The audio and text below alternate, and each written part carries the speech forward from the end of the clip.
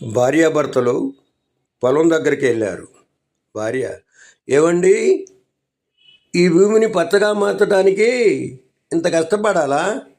భర్త, ఇంతకంటే తక్కువ స్థలాన్ని మార్చడానికి కష్టపడే చోటు ఉంది తెలుసా?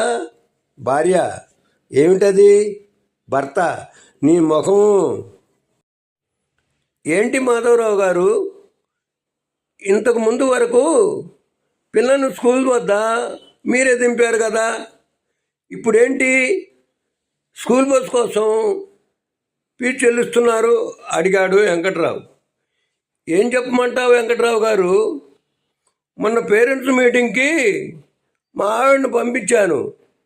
అప్పుడు మా ఆవిడ పక్కన కూర్చున్న ఆవిడ తనతో, పిల్లలు ఎప్పుడు మీ వారే తీసుకొస్తారు కదా, ఇవాళ ఎందుకు రాలేదు అని అడిగిందట.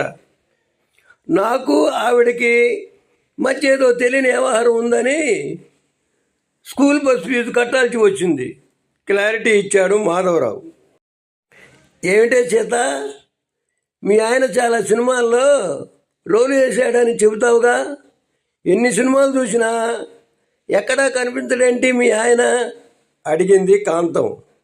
సీత, అదేంటి కాంతం అక్కాయ్, సినిమాల్లో పెళ్లి చీరల్లో పేరంటారు దంచే రోలు చెట్లు వేసేది ఎవరనుకున్నా మా ఆయనే. క్లారిటీ ఇచ్చింది చేత.